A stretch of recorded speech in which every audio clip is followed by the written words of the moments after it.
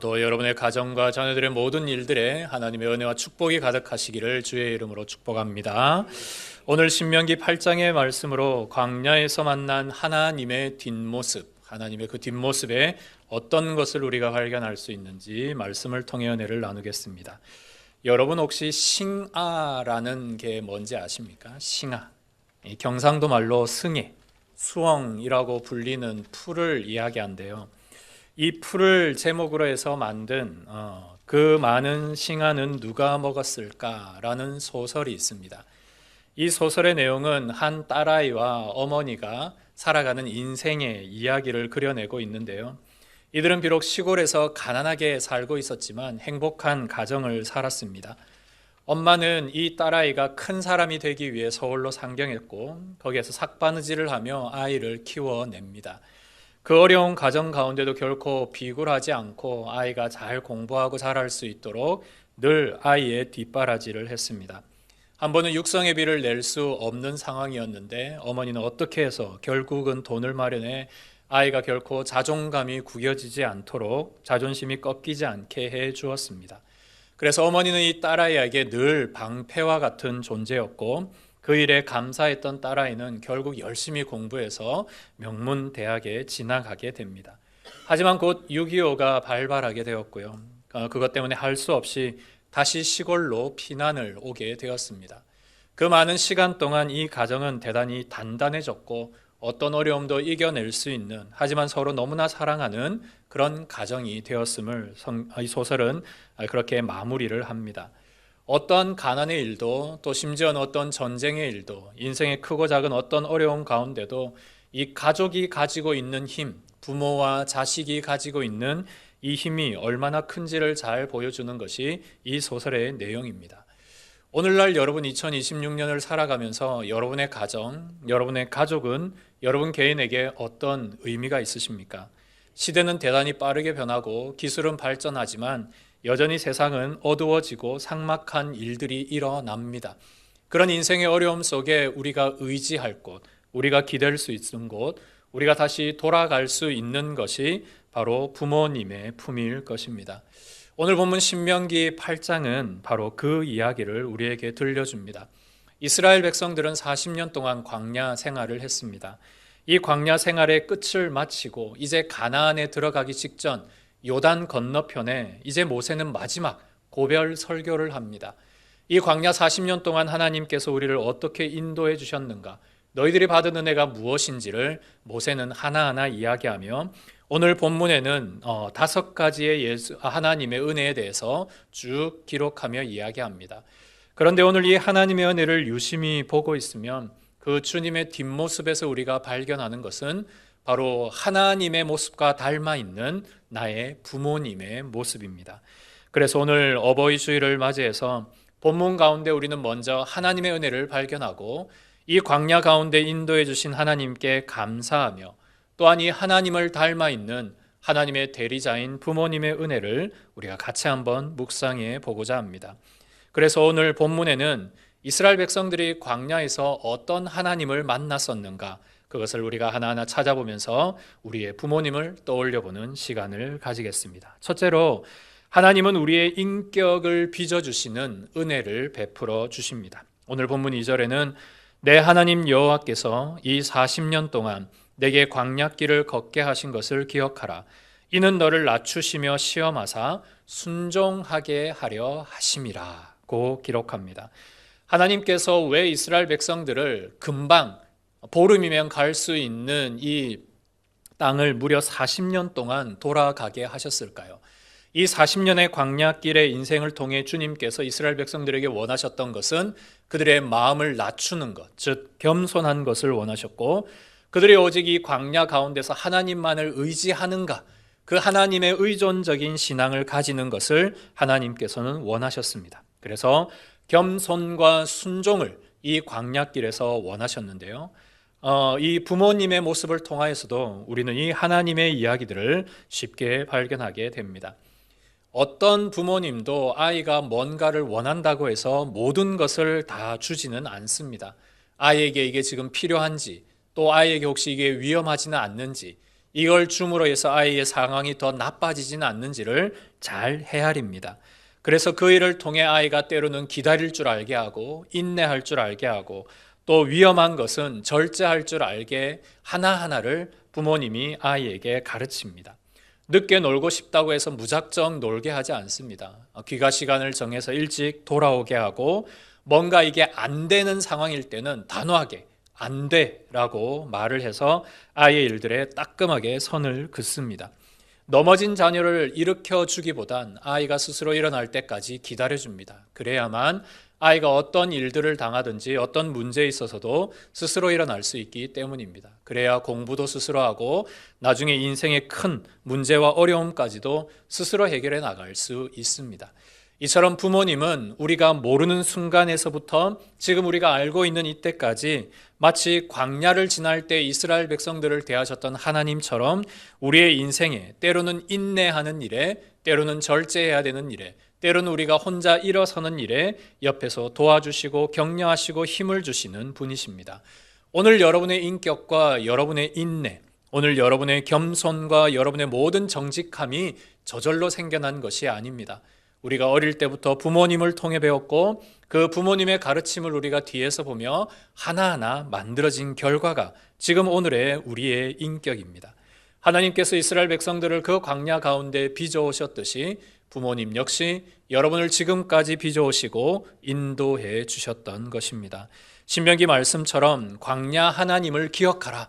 너희들이 광야에서 어떤 하나님을 만났고 그 하나님이 너희를 어떻게 인도해 주셨는지를 기억해야 되는 것처럼 여러분의 인생을 인도해 주셨던 부모님, 여러분들의 인생을 광야 같은 인생 속에 여러분들을 지금까지 빚어오셨던 그 부모님의 은혜를 우리는 기억해야 합니다. 그래서 오늘 그 부모님의 은혜를 다시 한번 떠올리며 그 부모님께 감사할 줄 아는 우리 모두가 되기를 소망합니다.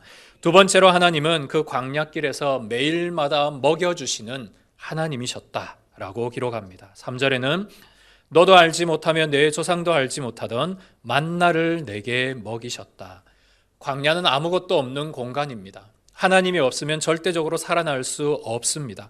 그런데 그 하나님께서 하늘 문을 여시고 그들의 먹을 것을 공급해 주셨기에 이 이스라엘 백성들이 40년 동안 줄이지 않고 그 사막 한가운데서 살아날 수 있었습니다. 여러분, 우리도 기억합니다. 물론 풍성하지는 못할지는 몰라도 그 어머니가 새벽마다 일어나서 식탁을 두드리는 그 도마를 두드리는 칼소리에 우리는 잠이 깨고 그분의 헌신으로 인해 우리는 아침에 국과 밥을 먹을 수 있었습니다. 요즘 아이들은 급식을 해서 도시락을 싸는 일이 잘 없지만은 우리가 어렸을 때만 해도 늘 점심 도시락, 중학교 이상에는 도시락을 2개 싸가서 저녁까지 있곤 했던 기억이 있습니다. 때로는 반찬 투정도 했지만 지금 늘 그리운 것은 그 어머니께서 싸주셨던 도시락이 있었기에 우리가 지금도 건강하고 그 모든 공부와의 과정들을 이겨낼 수 있었습니다. 정작 어머니 자신은 자식들이 남겨놓은 밥을 몰래 부엌에서 먹기도 하시고 그 남은 식은 밥을 대충 끼니로 때우시는 모습을 보여주십니다. 하지만 자식에게는 어떻게든 좋은 것을 먹이려고 하셨던 부모님, 그 부모님이 계셨기에 오늘 우리가 있고 우리의 건강이 오늘 있는 줄 압니다. 매일마다 먹이셨던 그 부모님의 은혜를 생각하며 오늘도 만나를 먹이시는 이스라엘의 하나님, 그 하나님을 닮은 우리의 부모님의 은혜를 통해 우리가 있음을 오늘도 감사할 수 있기를 바랍니다. 세 번째로 우리가 광야에서 발견하는 하나님은 우리를 입히시는 세심한 하나님이십니다. 오늘 4절에는 이 40년 동안 내 의복이 헤어지지 아니하고 내 발이 부르트지 아니하며 신발이 동하지 아니하였다라고 기록을 하고 있습니다. 이스라엘 백성들은 출애굽할 때 대단히 빠르게 급하게 새벽녘에 나와야 했습니다. 옷까지도 챙기지 못했고 신발은 더더욱 챙기지 못했습니다. 그 이집트의 신발은 샌들입니다. 그 떨어지기 쉽고 그 대단히 가볍고 질기지 못한 샌들을 40년 동안 여러분 어떻게 신을 수 있겠습니까? 이 모든 것이 하나님의 은혜가 아니고서는 설명하기 어려운 일입니다. 이런 놀라운 은혜를 우리 부모님이 고스란히 우리에게 전해 주셨습니다. 제가 기억하는 어머니의 옷은 항상 몸빼 바지였습니다. 늘 반찬 냄새가 묻어 있고 늘 여러 가지 냄새들이 나는 그런 바지를 사시사철 늘 입고 계셨습니다. 당신은 10년이 넘도록 똑같은 바지를 입고 있어도 자식에게는 늘 좋은 옷, 빳빳한 기시산 옷을 주려고 했던 것이 부모님의 모습이었습니다. 그리고 늘 아버지의 러닝셔츠는 늘 늘어져 있고 구멍이 나 있고 어머니의 양말은 늘 엄지발가락이 나와 있었습니다. 그런 시대를 우리가 살았었고 그런 부모님의 모습을 우리는 여전히 기억하고 있습니다. 그런 부모님이 계셨기에 우리는 오늘도 이렇게 잘 입고 잘 먹을 수 있었고 입신양면하여 또 오늘도 그 부모님의 은혜를 기억하며 사랑할 수 있게 됩니다. 부모님은 보이지 않는 곳에서 여러분들의 해진 마음까지 키워주시는 그런 은혜를 우리에게 베풀어 주셨습니다. 하나님께서 보이지 않게 이스라엘 백성들에게 역사하셨듯이 부모님 역시 여러분들에게 보이지 않는 사랑과 은혜로 그 보이지 않는 것들을 메워주시고 오늘 여러분들을 있게 해 주셨습니다. 그러므로 그 세심한 배려에 오늘도 감사하며 그분께 영광을 올려드리는 은혜가 있기를 소망합니다. 네 번째로는 사랑하기에 우리를 징계하셨던 하나님이셨습니다. 오늘 5절의 말씀에는 사람이 그 아들을 징계함 같이 내 하나님 여호와께서 너를 징계하시는 줄 마음에 생각하라 라고 말합니다. 하나님이 만약 이스라엘 백성들이 미워했다면 그 광야길에서 망하게 하셨을 겁니다. 그 가나안에 들어가지 못하게 하셨을 겁니다. 가나안에 가셔도 불순종하는 이스라엘 백성들이 나라를 세우지 못하게 했을 것이고 그 왕조가 오래가지 못하게 했을 것입니다. 그런데 하나님은 이스라엘 백성들이 물론 잘못할 때도 있었습니다. 또 너무 큰 잘못을 해서 아주 큰 징계를 내릴 때도 있었지만 그들을 완전히 멸절하지 않은 것은 아버지와 어머니와 같은 마음으로 그 이스라엘 백성들을 사랑하시고 끝까지 그들을 보호하시기를 원하셨던 마음이 고스란히 성경에는 기록되어 있습니다. 제가 기억하는 아버지에게 회초리를 맞았던 두 번의 기억이 있습니다. 한 번은 부모님 몰래 돈을 훔쳐서 장난감을 샀을 때, 또 한 번은 방학 숙제를 아예 안 해서 개학날 전까지 아무것도 안 했을 때, 정말 제 인생의 기억에 날 만큼 매우 혼이 났습니다. 그렇게 혼이 난 이후로는 절대 돈에 손을 대지 않았고요. 그 뒤로는 공부를 정말 열심히 하게 되었습니다. 결과적으로 볼 때 아버지의 회초리는 저를 바른 길로 인도했었고 그 징계가 오늘 저의 바른 삶을 인도해 줄 수 있었습니다. 여러분, 자녀가 잘못된 길을 가고 잘못된 인생을 살고 잘못된 결정과 일을 할 때 그것을 그대로 방관하는 부모님은 자녀를 사랑하는 일이 아닙니다. 침묵이 곧 사랑이 아니라는 것입니다. 하나님께서는 때로는 그가 잘못했을 때 징계의 회초리를 통해서도 세상의 유혹에 휩쓸리지 않고 정직한 사람으로, 옳은 사람으로, 바른 사람으로 키워낼 수 있도록 그렇게 우리를 길러와 주셨습니다. 눈물을 머금고 때린 회초리. 여러분, 저도 자녀를 한 번씩 회초리를 든 적이 있지만 오히려 때렸을 때 부모님의 마음이 더 아픈 것을 저 역시 느꼈습니다. 밤새 잠을 못 자고 혹시 아이가 아파서 자지는 못할까? 그 마음이 아픈 것이 부모 마음이지 않습니까? 마찬가지로 하나님은 그 이스라엘을 때리시기도 하셨지만 비록 이 징계를 통해 너희들이 바른 길을 가기 원하시는 그 안타까운 아비의 마음으로 그들을 대하셨음을 보게 됩니다. 하나님은 이스라엘에게 영적인 스승이었다면 여러분들의 부모님은 여러분들의 인생을 길러주신 인생의 스승님이십니다. 그러므로 그 스승님의 뒷모습을 바라보시며 오늘도 그 스승님의 회초리를 기억하고 오늘도 여러분의 인생에 바른 길과 바른 신앙의 모습들이 가득하기를 소망합니다. 마지막 다섯 번째 모습에는 인생의 더 나은 길을 하나님이 우리에게 제시해 주십니다.